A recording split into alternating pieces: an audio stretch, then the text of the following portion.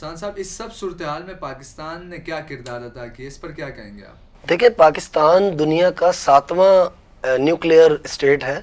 اور پاکستان کی اپنی پالیسیز ہیں اور ہم اس وقت جن نازک حالات سے گزر رہے ہیں، ہمارے اڑوس پڑوس میں انڈیا ہے، افغانستان ہے، بلوچستان کے حالات کسی سے ڈھکے چھپے نہیں ہیں، تو ہم ان ساری چیزوں کا سامنا کر رہے ہیں۔ اب بات یہ ہے کہ ابھی آپ نے حال ہی میں سنا ہوگا کہ پاکستان ڈیفالٹ ہونے جا رہا تھا، جس کو بڑی محنت کے ساتھ اس سب سے نکالا ہے۔ تو پاکستان کی جو پالیسی ہے وہ انتہائی احتیاط کے ساتھ ہم چل رہے ہیں، لیکن اس کا بالکل بھی مقصد یہ نہ سمجھا جائے کہ پاکستان بزدل ہے یا پاکستان ایران کے ساتھ نہیں ہے۔ الحمدللہ ہمارے پرائم منسٹر نے، ہمارے پریزیڈنٹ نے، ہمارے وزیر خارجہ جو ہیں بلاول بھٹو صاحب، انہوں نے کلیئر کرا ہے کہ ہم ایران کے ساتھ 101 کھڑے ہیں، اور جس طرح جب جیسے اس کو ضرورت پڑے گی مشاورت کر کر اس کے ساتھ ویسے ہی کھڑے ہوں گے۔ تو ایران